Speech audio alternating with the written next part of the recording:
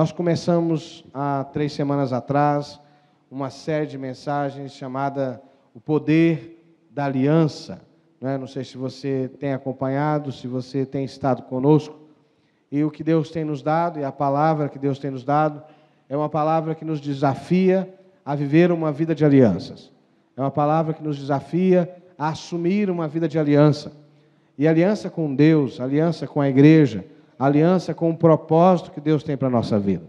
A gente entende que esse ano é um ano de renovar o compromisso, de renovar a aliança, de renovar os vínculos com a revelação que Deus tem nos dado e, em função disso, viver uma vida nova. Em função dessa aliança, viver o novo de Deus na nossa vida. E eu queria que você abrisse a sua Bíblia comigo primeiro, no Evangelho de João, capítulo 8, versículo 31 e 32. João 8, 31 e 32. Hoje nós queremos chamar você a viver um nível de aliança que está presente na vida dos discípulos e como nos dias de Jesus pode ser vivenciado hoje. João 8, 31 e 32 diz assim: Disse, pois, Jesus aos judeus que haviam crido nele: Se vós permanecerdes na minha palavra, sois verdadeiramente meus discípulos, e conhecereis a verdade, e a verdade vos... Você pode dizer junto comigo? E conhecereis a verdade, e a verdade vos libertará. Agora volta a sua Bíblia um pouquinho, no Evangelho de Lucas, no capítulo 22. Evangelho de Lucas, capítulo 22, a partir do verso 1.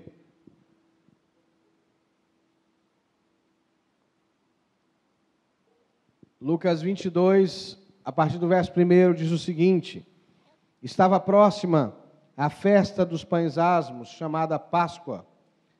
Procuraram-lhe os principais, preocupavam-se os principais sacerdotes e os escribas em como tirar a vida de Jesus, porque temiam o povo.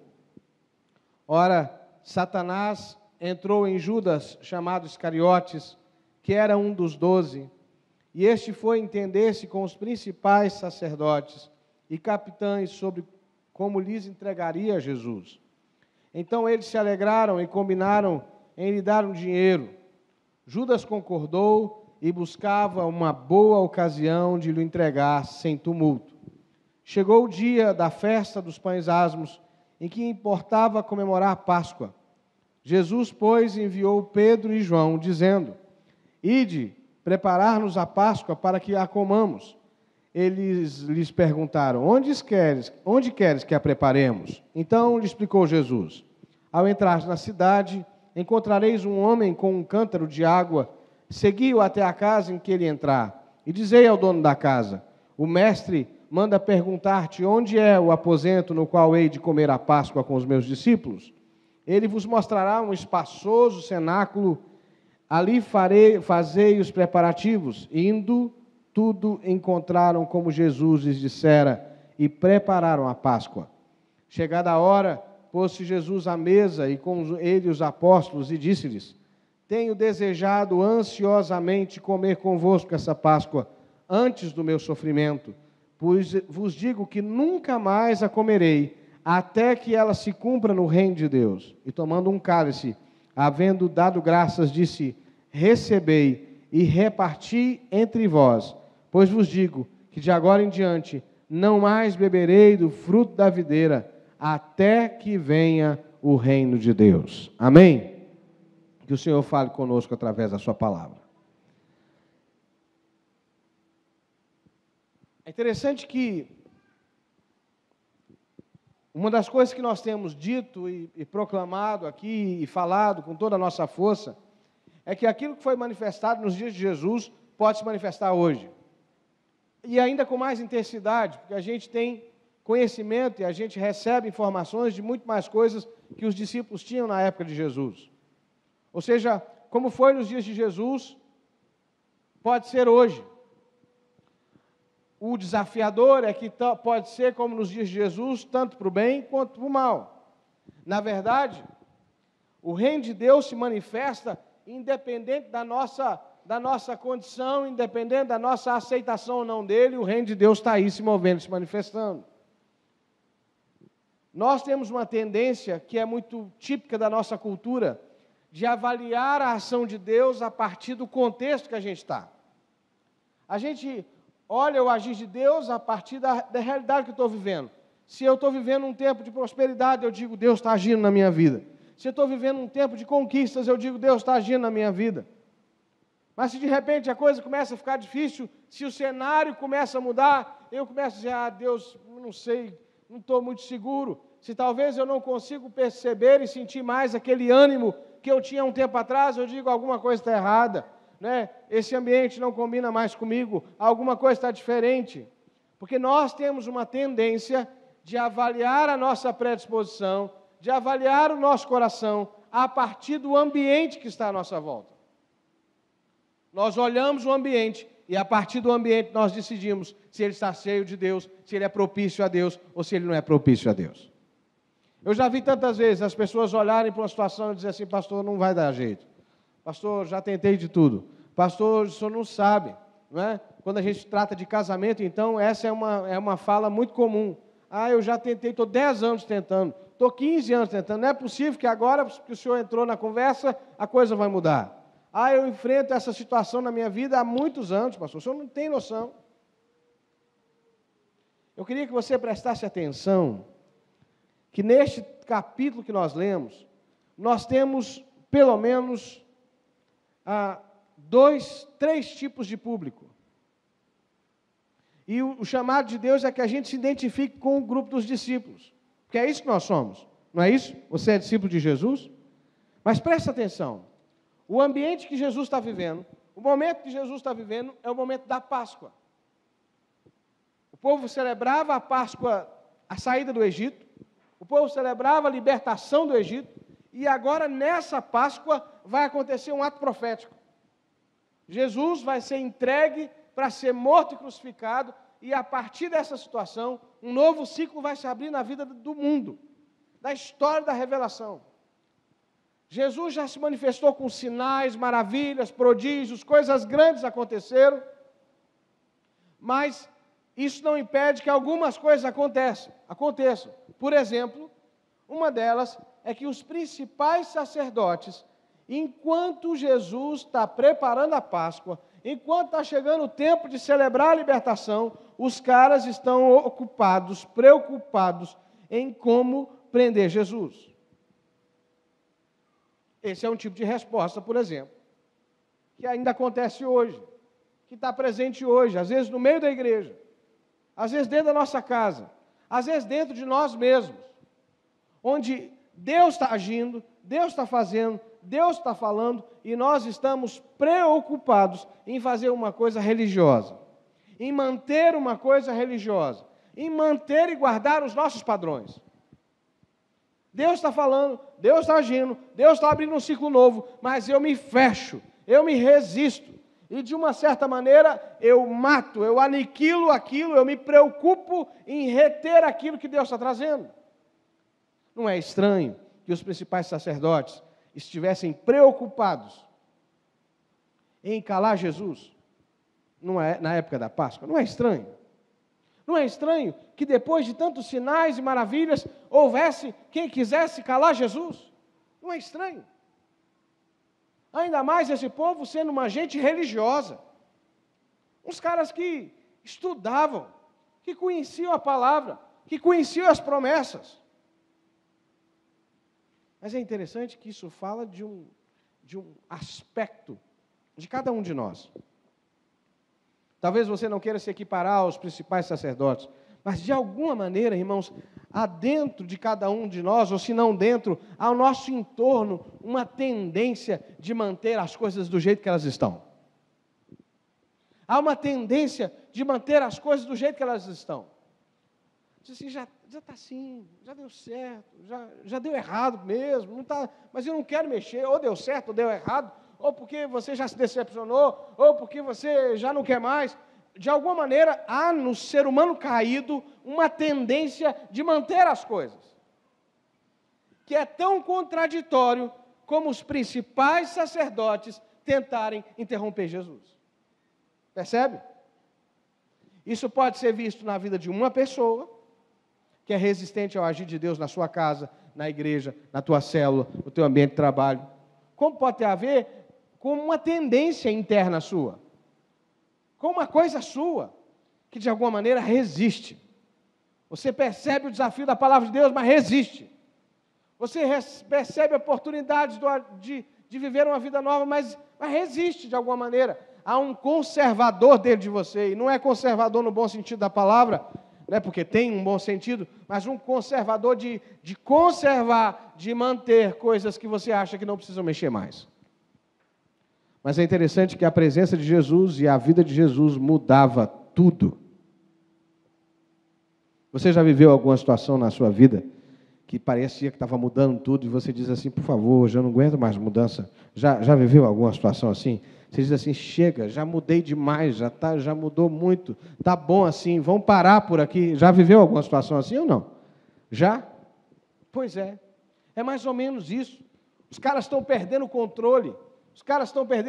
O movimento de Jesus cresce, e às vezes assim, a gente tem que dar um jeito de parar esse cara. E às vezes a gente faz isso. A vontade de Deus, ela vai crescendo na nossa frente, assim, ó, ela vai se ampliando na nossa frente. Fica quase que incontestável o que Deus quer para a gente. E a gente dá um jeito de sair pela tangente. Ou você nunca fez isso? Já fez isso ou não?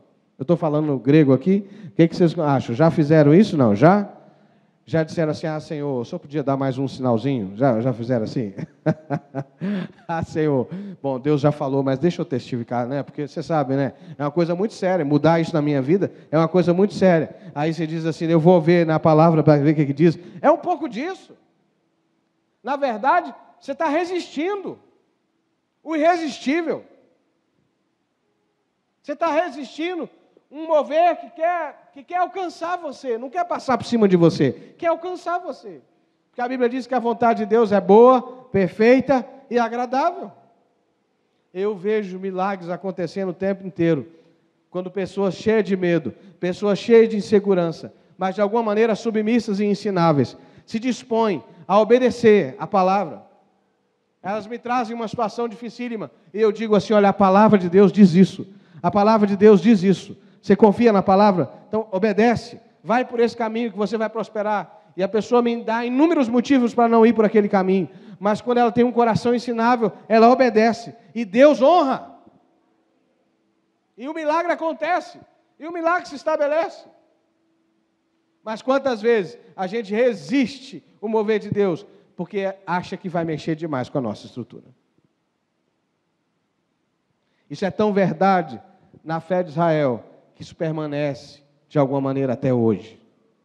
Foi tão difícil admitir Jesus, que Jesus é mais um profeta para muitos em Israel. É apenas mais um profeta e não um Messias. Foi mais fácil deixar Jesus dentro do escopo de um profeta do que admiti-lo como Messias. Porque admiti-lo como Messias significa mudar todas as coisas. É mais fácil ter Jesus como aquele que resolve meus problemas, como Cristo, o Filho do Deus vivo. Porque como aquele que resolve meus problemas, eu venho até Ele, Ele resolve meus problemas, e fica tudo certo, e eu volto para a minha vida. Ele vem me dar uma palavra de esperança, e eu volto para a minha vida, mas Ele ainda não é o Messias, Ele é apenas o profeta, que fala e muda, que acontece, mas ainda não é dono do meu coração. A segunda resposta ao milagre que está para estabelecer é a de Judas. Judas é o cara que está com Jesus, que anda com Jesus, que percebe os milagres, que conhece os milagres, e que Jesus entrega a responsabilidade para Judas. Sabe quem é Judas? Parece até assim anacrônico, contraditório dizer isso, mas Judas é o tesoureiro. Ou seja, Jesus confiou a Judas a responsabilidade de cuidar dos recursos financeiros. Ou seja, ele foi convidado a sentar à mesa dos apóstolos, a participar da gênese daquele movimento maravilhoso que Jesus estava fazendo. Mas há uma vaidade, há uma idolatria, uma aliança de Judas com a sua percepção, que essa aliança se torna maior do que o Jesus está oferecendo. Ou seja, Judas olha para Jesus e diz assim, legal, hein? Poxa vida, seu discurso é muito legal, Jesus. Impressionante. Não tem como não se impressionar com Jesus. Impressionante. Cara, eu ando com Jesus e por onde ele passa, coisas novas acontecem. Eu ando com Jesus e pessoas são curadas. Eu ando com Jesus, sabe? E as pessoas, os leprosos, eles são curados. Os enfermos são curados. Os mortos ressuscitam. Jesus é incrível. Mas é um desperdício. Porque o que a gente precisava de verdade mesmo é levantar um exército, derrubar Herodes, recuperar Israel para a gente, estabelecer a paz como nos tempos de Davi. Que pena que Jesus não se alinhou com esse projeto. Que pena que Jesus não está... O foco dele é outro. Sabe o que eu vou fazer? Eu vou vender Jesus. Vou vender Jesus. E quem sabe, o imperador solta algum dos nossos revolucionários que está lá. Tinha um cara lá chamado Barrabás. A Bíblia chama ele de ladrão, mas parece que ele era mais do que isso. Ele era um líder do povo, entendeu? Um rebelde. Talvez Barrabás nos ajude a fazer um levante. Sabe o que acontece com Judas? Judas confia mais na percepção dele do que na percepção de Jesus. E às vezes a gente tem um pouco de Judas. Você pode falar com o irmão que está perto de você assim, toma cuidado com Judas. Fala com ele, toma cuidado. Ele pode estar aí no teu cangote. E não é demônio não, tá? Judas é aquela vozinha interior que diz assim, cara, ele não sabe da sua vida. Se ele soubesse, é fácil. Do lugar que ele está, é mole, né? Faz nada, né? Tem gente que pensa isso, pastor. Olha o trabalho dele. Vem lá domingo, fala umas palavrinhas bonitas. Eu volto para casa, cara. É mole para ele dizer isso. Vem passar uma semana comigo, né? Não é? É mole. A gente começa a arrumar justificativas para manter, de novo, tudo do mesmo jeito. Porque, de alguma maneira, a gente tem a impressão que nós sabemos o que nós precisamos. Não tem um pouco disso? Pastor, o senhor pode falar, mas quem sabe da minha vida sou eu. Eu é que sei o que é melhor. Está vendo essa mulher aí? O senhor não conhece não, pastor. Aqui na igreja ela levanta a mão, adora, beleza. Mas lá em casa, pastor, pastor. Você diz assim, eu que sei da minha vida. Como é isso? Deus vai fazer projeto para mim? Como é isso, pastor? Na Bíblia vai ter o recado de como que eu vou fazer? Que história é essa? Quem sabe da minha vida sou eu. Essa é a história de Judas, irmão. Ele ouve a palavra, ele acha legal, mas quem sabe da vida dele? É ele. Entendeu? Judas não traz Jesus por dinheiro, porque logo ele joga o dinheiro de volta. A questão não é dinheiro. A questão é que Jesus não se rende ao projeto de Judas. E quantas vezes eu já me vi, eu mesmo, querendo dizer para Jesus, para ele atender um projeto meu, quantas vezes eu mesmo já me vi querendo apresentar projeto para Jesus, dizendo, Jesus, olha, se o senhor fizesse desse jeito, Jesus, vai dizer que você nunca fez isso, quem já fez isso comigo aqui?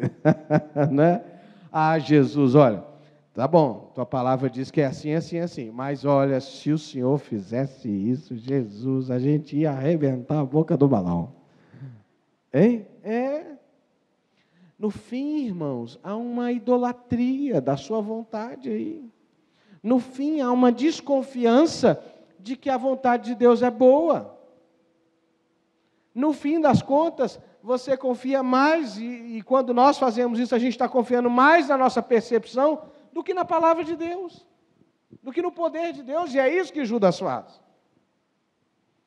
Depois que a gente amadurece, a gente descobre que ao invés de tentar fazer Jesus fazer a nossa vontade, a gente se rende a Jesus e pergunta a Ele, qual é a vontade dEle? Qual a tua vontade, Jesus? E aí Jesus orienta. Quantas vezes eu já vi na minha caminhada pastoral, pessoas dizerem, depois de quebrar muita cabeça, dizer assim, tá bom, pastor, eu não consigo mais, eu não dou conta mais. O que a gente faz? Como é que a gente faz? E não sou eu que tenho as respostas. A gente vai para a palavra. Olha, irmão, a palavra diz isso a esse respeito. A palavra diz que você precisa ir tratar disso, disso, disso. E a pessoa se submete, porque já está, não tem mais o que fazer. Ela submete. E os milagres começam a acontecer. E os milagres começam a acontecer. Percebe? Eu tenho que, de alguma maneira, lidar com esse Judas que está aí batendo na porta. Fala comigo assim, sai de reto, Judas. Fala, sai de reto, Judas. Porque os planos de Deus são mais altos que os nossos. Amém, irmãos? Os caminhos de Deus são mais altos que os nossos. Essa época do ano é típica de Judas aparecer. Sabe por quê? Já passou o calor do ano novo. Aquela fase de empolgação que você diz assim, que o ano podia mudar o ano. Aí eu não aguento mais 2018, chega 2019. Eu acho que tinha gente aí torcendo para acabar janeiro, né? Porque nunca vi um mês tão longo, não é verdade? O dinheiro acabou na metade do mês, não foi? E aí você diz assim, meu Deus, chega o Natal, mas não chega 10 de fevereiro. Não é assim? Tem até um youtuber aí que faz uma piada numa história dessa. Não chega fevereiro. Já passou aquela fase de empolgação, sabe? De 31 de dezembro, que você faz projetos mirabolantes e diz assim, agora vai. Não é? Agora você já começou a ver que se você não começar a fazer alguma coisa diferente rápido, 2019 vai ser um pouco pior do que 2018. Se você não começar a tomar medidas rápidas, as coisas não vão mudar. E aí começa a bater um desânimo, entendeu? Porque, na verdade, internamente, a gente tem uma ideia preconcebida de que eu preciso fazer que as coisas sejam diferentes. Eu vou fazer acontecer. Eu vou colocar a mão. Porque a nossa sociedade é uma sociedade idolátrica, que acredita demais na capacidade humana de fazer as coisas. Essas são as duas respostas que nós não queremos, nós não desejamos, nós não vamos, no dia da Páscoa, na hora de acontecer o milagre, no dia da festa, ficar preocupando em parar Jesus. Deixa fluir em nome de Jesus, amém? Nós não vamos parar a obra de Jesus, não vamos deter, ninguém vai deter a obra de Jesus. Eu não vou dar uma de Judas, não vou ficar confiando demais em mim, eu vou deixar Deus agir e fluir na minha vida. Mas é interessante que tem um outro tipo de resposta. É a resposta dos discípulos. Fala comigo assim, é comigo, isso aí é comigo aí, ó. É comigo. Olha que interessante. Olha que gente maluca. Jesus diz assim, o texto diz assim, versículo 7. Chegou o dia da festa dos pães asmos em que importava comemorar a Páscoa. De novo, Lucas está dizendo assim, apesar dos principais sacerdotes e de Judas estarem preocupados com outras coisas, agora era hora de celebrar a Páscoa, porque tinha algo sobrenatural para acontecer na Páscoa. Então presta atenção, irmão, será que está na hora de fazer o que você está fazendo? Será que você não está fazendo as coisas erradas na hora errada? Sabe? Lembra lá de Esdras e Neemias? Quando Esdras e Neemias começam a ler o livro da lei, e eles já tinham edificado o muro, o povo começa, e vem um choro, porque a gente fez tudo errado, a gente está vivendo essa situação porque a gente fez tudo errado. E Esdras e Neemias dizem, opa, chega, agora não é hora de chorar. Enxuga as lágrimas, nós vamos comer carne gorda, picanha.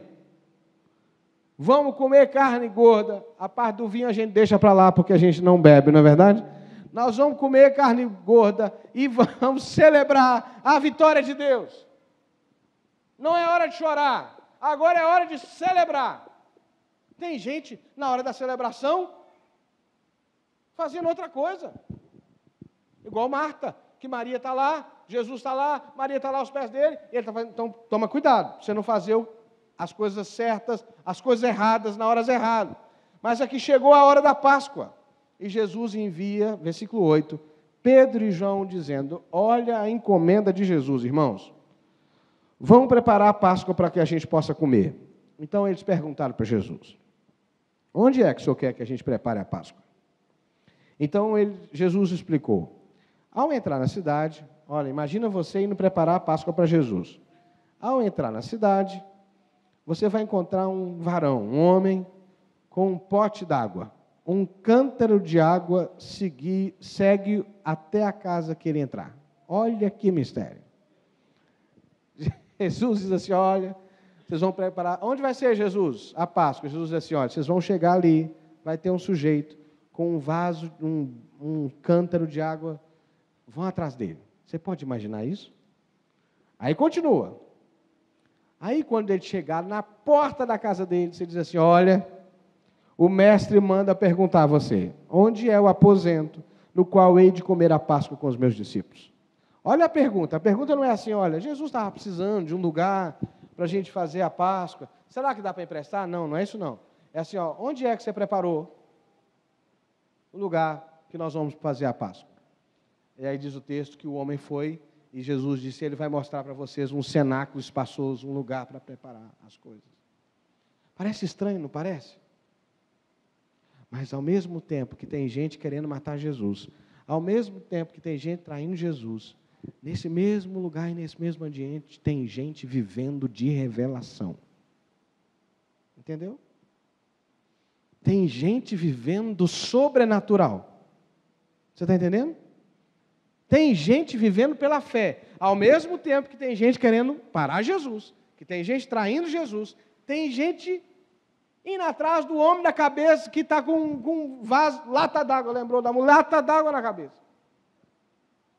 Jesus diz para eles assim: vão na casa desse cara, fale com ele vai mostrar para vocês. Sabe por quê? Jesus não tinha combinado nada, mas Deus já estava gerando no coração daquele homem que ele ia preparar, que ele ia receber alguém. Sabe, você já encontrou com alguém assim, que você disse para a pessoa assim: olha, Deus está me incomodando para falar com você uma coisa, mas eu estou com medo de te falar, porque eu não sei se você vai gostar do que eu estou te falando. Olha, eu estou com a vontade de fazer isso, isso e isso. E a pessoa diz assim: meu Deus, você acredita que eu também estou com o mesmo sentimento? Que eu estou sentindo a mesma... Já viveram isso aqui? Não. Já viveram? Olha, é de Deus esse negócio, vamos fazer. E quando você assusta, aquilo que você achou que você ia ter que fazer desde o início, Deus já estava preparando. É isso que está acontecendo. Tinha uma situação profética para acontecer, tinha uma Páscoa profética, que eu vou falar daqui a pouco, e Deus já estava tocando no coração de um homem, que Jesus não fala nem o nome dele, não é alguém que os discípulos conhecem, é um homem que vai estar com um vaso de água. Entendeu? Deus já está tocando no coração dele, ele já está preparando o lugar, vai lá. Não é contraditório, irmãos, que no mesmo lugar que tem a gente querendo matar Jesus, que tem a gente querendo trair Jesus, tem a gente vivendo do sobrenatural. Sabe o que eu quero dizer? Nos dias de hoje é a mesma coisa. Pode ser que aqui, assentado nesses lugares, eu espero que todos queiram viver o sobrenatural, mas pode ser que tenha alguém aqui que já não aguenta mais essa mensagem, que já está pensando no fantástico, está dizendo assim: o que eu vim fazer aqui? Pastor não está dizendo nada com nada, né? Já deu. O que eu vim fazer aqui? Talvez você está dizendo isso para você. Talvez tenha outras pessoas dizendo assim: bom, amanhã eu vou fazer. Enquanto o pastor está pregando, tem uma planilha correndo assim na sua cabeça. Amanhã eu vou fazer, eu tenho que pagar aquela conta, né? Porque dia 11, não é verdade? Venceu ontem, venceu hoje, dia 10, mas amanhã, né? E eu tenho que continuar fazendo. E tem um filmezinho passando na sua cabeça, assim, ó, sabe? Você está rodando tudo o que você tem que fazer essa semana. Já mandou o zap para fulano: ó, fulano, amanhã eu te encontro às 8 horas da manhã e tal, e você roda com planejamento. Ou seja, e eu já me vi nessa situação também. A nossa vida é importante demais para parar, entendeu? A nossa perspectiva é importante demais para parar. A gente não consegue parar diante do Todo-Poderoso. E tem gente aqui também que está pegando cada palavra, e cada palavra desce para o coração e faz sentido. Cada palavra desce para o coração e diz assim: rapaz, não é que é mesmo? Olha, eu estou entendendo, pastor. Deus está movendo, Deus está falando, eu quero fazer diferente. eu não vou mais resistir ao agir de Deus. Não é verdade? O senhor vê que eu estou me endeusando, pastor, estou cultuando a mim mesmo. O sujeito está recebendo. Cada palavra, eu falo carne moída, você recebe filé mignon. E vai, sabe aquele negócio? E eu falo abobrinha, e você vê uma abobrinha assim suculenta, cheia de, igual minha mulher fez hoje lá em casa, uma abobrinha assim assada, sabe, com, não sei o que tinha lá em cima daquele negócio, meu bem. Hein? Minha mulher faz muita abobrinha, né? Não é verdade, meu bem? De comer, irmãos. Uma abobrinha é uma delícia, ela faz macarrão de abobrinha, ela faz abobrinha dourada, ela faz abobrinha, minha mulher faz muita abobrinha. Eu já não tenho essa habilidade, não é? Eu estou dizendo abobrinha e você vê um prato elaborado. Percebe? Porque você está conectado numa outra dimensão.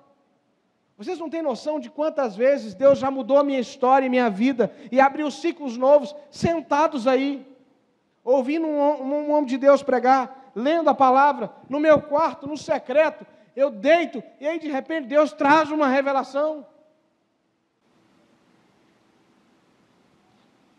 Você precisa escolher com que ambiente que você vai se conectar, querido. Eu posso te dizer uma coisa, eu quero te dar uma má e uma boa notícia. A má notícia é que até Jesus voltar, no meio da igreja e talvez dentro de você mesmo, você vai ter que conviver com gente que quer parar Jesus. Você vai conviver com gente que se acha mais do que Jesus. Não tem como te livrar disso. Às vezes eu vejo as pessoas tão decepcionadas com a igreja e dizem assim, pastor, mas a igreja é isso, a igreja é aquilo. E às vezes a igreja que ele se decepcionou é uma pessoa. É uma pessoa que foi lá e pisou no calo. Né? É complicado quando essa pessoa sou eu, né? Mas de vez em quando acontece. Né? De vez em quando acontece. Né? Tal. E eu digo, é verdade, irmão. É verdade. A igreja é um lugar complicado mesmo. Pense num lugar. É verdade. Está eu e você, não é verdade? Onde eu e você estiver, tem como ser fácil, irmãos? De jeito nenhum. Não é? Mas nesse mesmo lugar complicado. Porque você conhece a história eu não sei contar piada, irmão. Eu não sei contar a história. Isso é bom para o bispo humano, não é? Mas diz que tinha uma história que 3 pessoas estavam ali acabando de morrer, né? Tava assim, ia pular do avião, sei lá, o avião ia cair. Não era nada disso. Eles foram no monte. O que adianta falar que é fofoqueiro no avião caindo? Eles foram no monte. E aí um foi lá e abriu a Bíblia, o coração deles assim, olha, eu tenho esse e esse pecado. Foram rasgar o coração, sabe? Aquela coisa empolgante do monte. Já que a gente está orando aqui, vamos rasgar o coração, abrir para a gente orar, isso é céu na terra. Aí um falou da dificuldade dele, né? Vou inventar aqui, né? Com a mentira, né?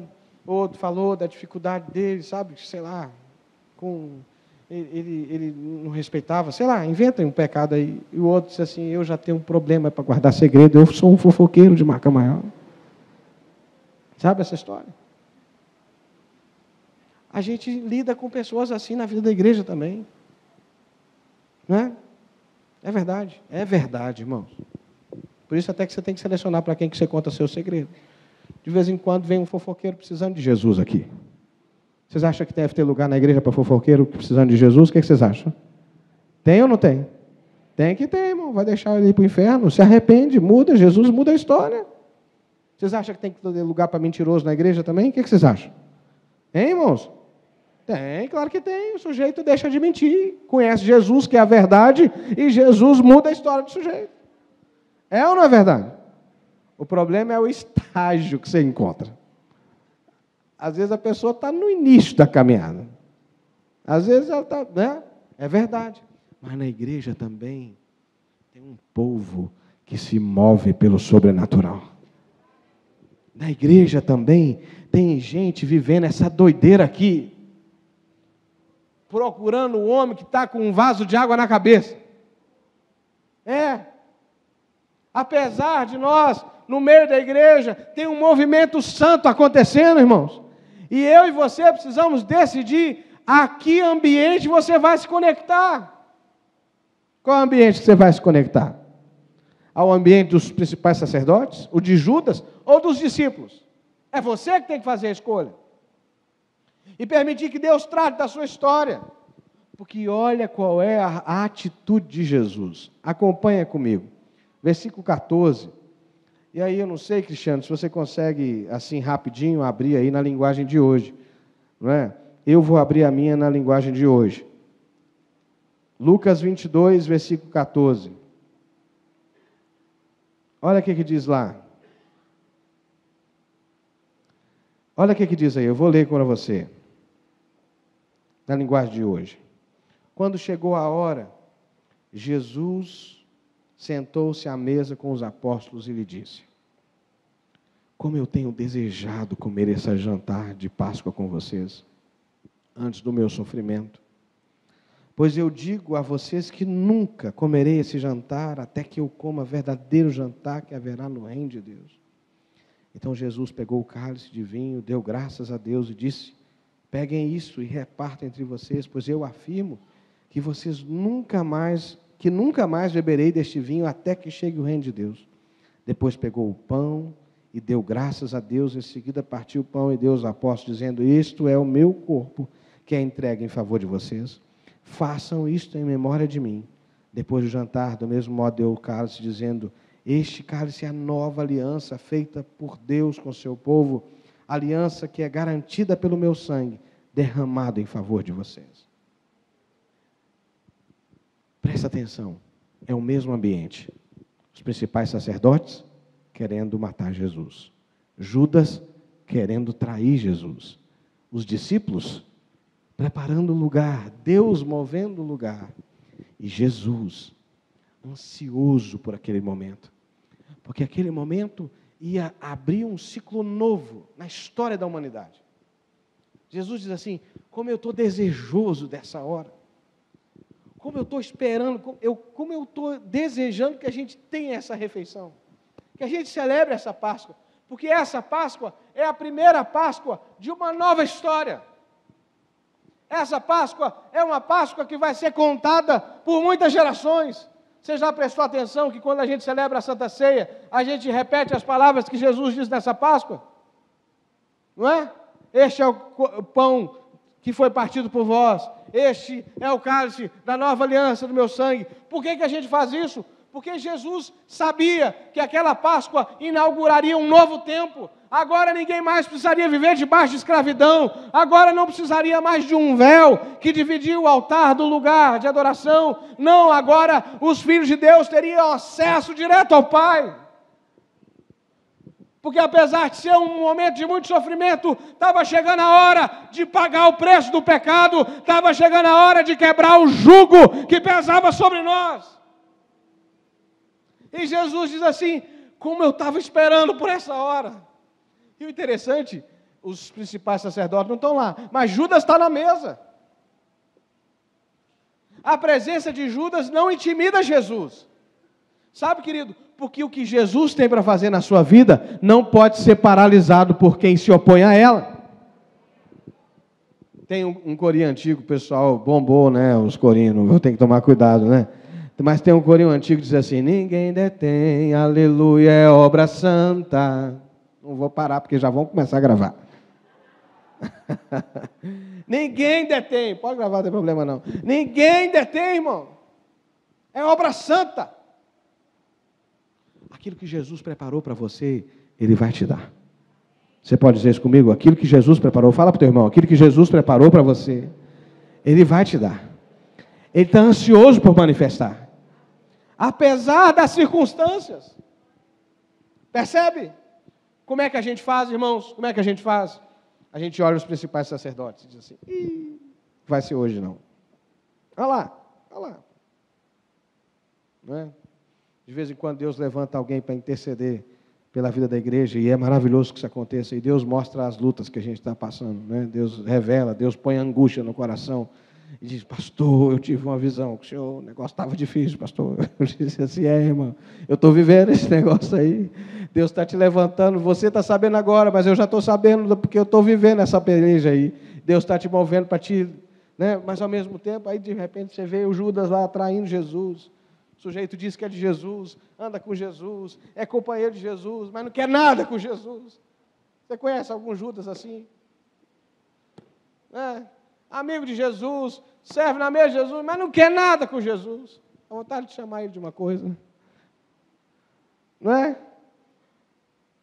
Mas, apesar dos principais sacerdotes e de Judas, está lá, ó, Pedro e João.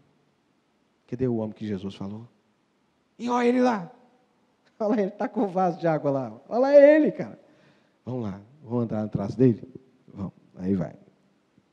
E chegou na casa dele, parou, é aqui, vamos lá. Ei, ó, o mestre mandou perguntar, onde é que vai ser a ceia? Imagina o cara olhando para eles. Diz assim, é aqui, ó, vem cá. Deus falou comigo que vocês iam vir aqui hoje. Está tudo arrumado aqui, vem cá, pode falar com o mestre que está preparado para ele. Percebe? Nesse mesmo ambiente, o mestre está lá sentado, dizendo assim, como eu desejo por essa hora. Como eu anseio por esse tempo, por essa Páscoa, por esse lugar de amizade e de intimidade. Eu vou sentir saudade de vocês. Jesus está dizendo isso para os discípulos. A gente vai comer desse pão e tomar desse vinho só lá no reino, porque agora eu estou abrindo um ciclo novo. Irmãos, eu não sei se foi claro, se eu estou sendo claro, mas se eu não fui até agora, eu vou tentar ser agora. Deixa os principais sacerdotes, deixa Judas ser Judas, contudo, que você seja discípulo. Se mova pelo que Deus quer fazer, porque Jesus está ansioso por manifestar na sua vida aquilo que Ele quer fazer. Para o Judas da Bíblia não teve lugar para arrependimento. Mas para os Judas que andam entre nós, quando tiver vida, tem esperança. Para os principais sacerdotes também. Pior que o principal sacerdote é pastor, né? Para aqueles que são religiosos também. Paulo era fariseu. Olha o que deu Paulo. Jesus pegou ele uma hora. Fala com o teu irmão assim, deixa que uma hora Jesus pega ele. Fala bem. Deixa que uma hora Jesus pega ele. Vai cair do cavalo. Importa que você esteja aberto para andar e se mover no sobrenatural de Deus. E sentar à mesa com Jesus. E experimentar daquilo que Jesus tem para fazer. Pastor, e quando eu convivo com esses três personagens? Eu sou o principal sacerdote. Eu sou Judas. E eu quero ser discípulo. Como é que eu faço com isso? Põe o principal sacerdote e o Judas de joelho. E diga assim, vocês dois façam a favor de se render diante de Jesus. Porque eu vou viver uma vida de discípulo. Amém? Faz sentido para vocês? Você está entendendo o que eu estou dizendo para você? Para de olhar para o ambiente. Para de olhar para as pessoas. Olhe para quem pode te inspirar. Entendeu? Não fica olhando para quem pode deixar você aquém do que você já pode ser. Olhe para cima. Olhe para cima. Olhe para quem já viveu mais do que você. Olhe para quem já alcançou mais do que você. Pare de olhar. Olhe para Jesus. Ele está preparando uma Páscoa. Ele está preparando um novo tempo. Ele está preparando um tempo extraordinário para a sua vida. É isso que Ele tem que fazer. Vamos ficar em pé?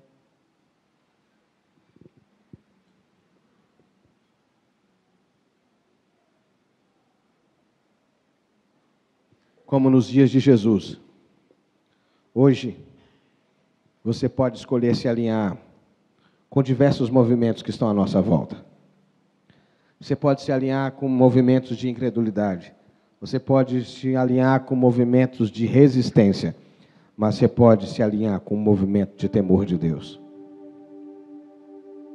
E eu não sei você, mas eu já me vi vivendo essas três situações. Eu já me vi com dificuldade de ceder ao que Deus tinha para fazer, de verdade. Sabe? Sabe aquela coisa que te custa caro? Custou caro conquistar isso aqui, Jesus. Agora só quer que eu deixe isso para trás? Sabe?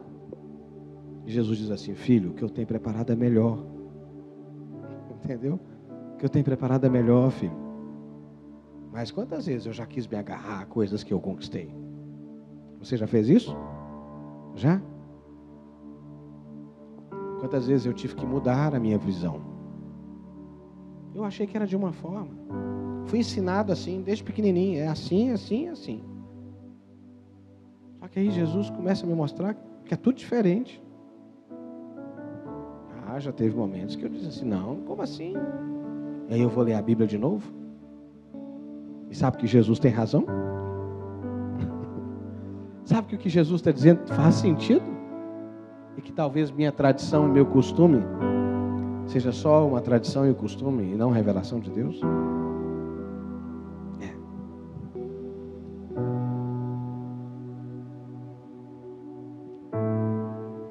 Eu encontro com ovelhas que eu pastoreei há um tempo atrás. Hoje mesmo eu me encontrei com uma família que eu pastoreei há um tempo atrás. E eu disse para eles, olha, aquele pastor Evandro que vocês conheceram já mudou muito.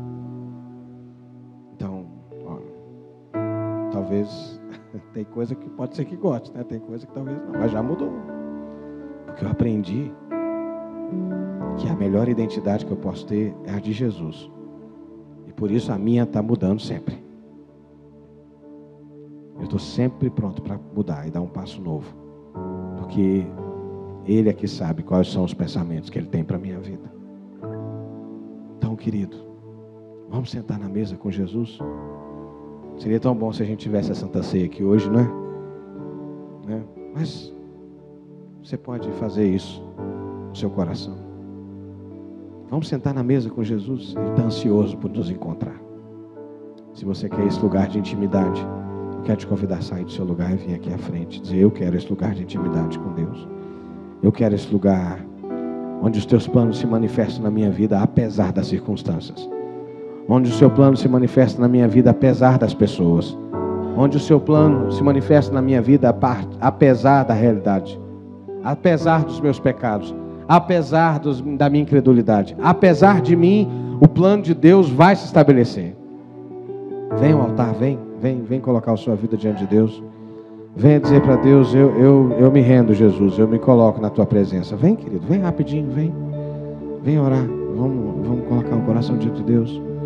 Se você está visitando e você deseja vir aqui, venha também. Tem um banquete montado para nós. Pode vir, vem. Tem mais gente que precisa vir. Você que está na galeria também pode vir. Para de esperar que tudo mude para que você mude. Seja você a mudança. Venha. Seja você a mudança. Algumas coisas não vão mudar, mas se você mudar, as coisas mudam. Venha, querido.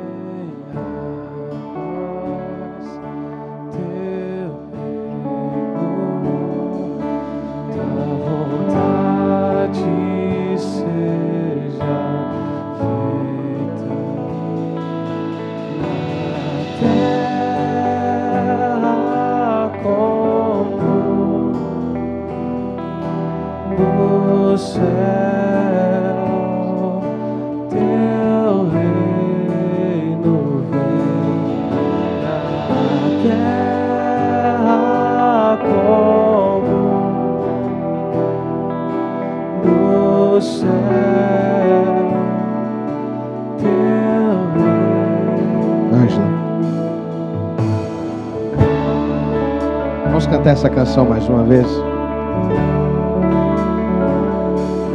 Pai nosso, cante com fé. Que estás no céu. E se você quer viver a graça de Deus, venha ao altar, venha. Se você quer sentar à mesa com Jesus, venha ao altar.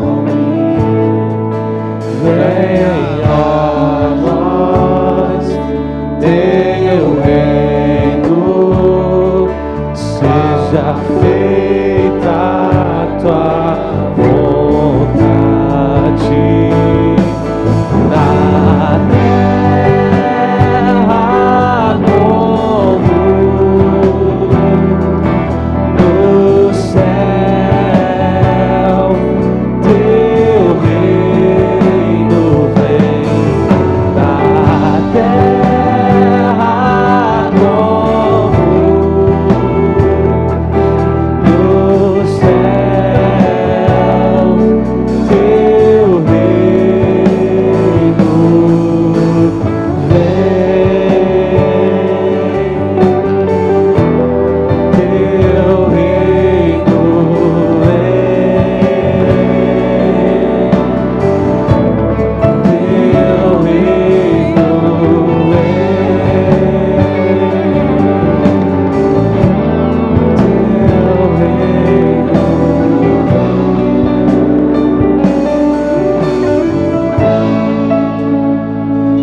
Deus, eu quero colocar nossas vidas no Teu altar aqui. Todos nós que viemos até aqui este lugar, ó Deus, até este templo, Te adorar, ouvir a Tua voz, ter uma noite, ó Deus, que nós nos sentimos abraçados pelo Senhor, nos sentimos cuidados pelo Senhor. E nesse momento os Teus filhos estão aqui, Senhor, mediante essa palavra que nos encoraja a entender que os Seus planos perfeitos sempre vão se realizar na nossa vida.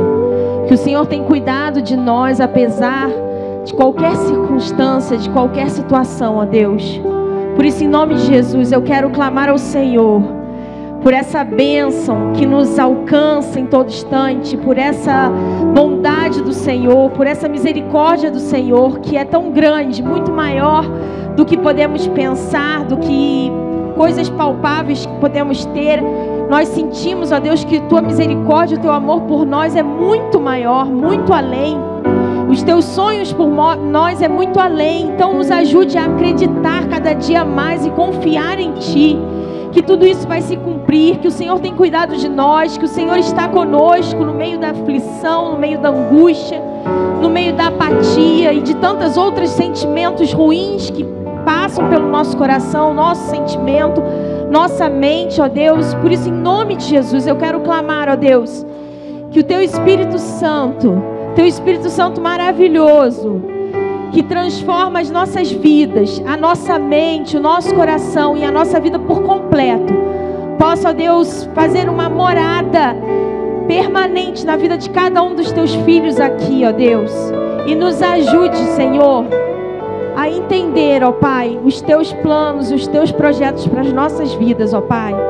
Nos ajude a enfrentar cada barreira, nos ajude a enfrentar cada dificuldade que nós temos, ó Deus. E que possamos entender o quanto o Senhor quer que a gente se entregue por completo, que a gente venha até a Tua mesa, até a Tua casa, até o Teu altar, todos os dias nos rendendo, todos os dias voltando ao início, ao princípio do Teu amor, ó Pai.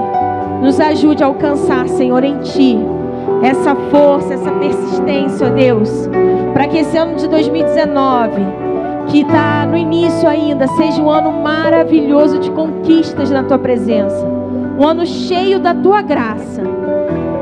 Em nome de Jesus, em nome de Jesus. Amém. Deixa eu te dizer uma coisa. O diabo vai tentar fixar os seus olhos sobre a realidade, sobre os problemas e sobre os impedimentos. Mas você vai dizer comigo assim: eu quero ver Jesus. Amém? Diga comigo: eu quero ver Jesus.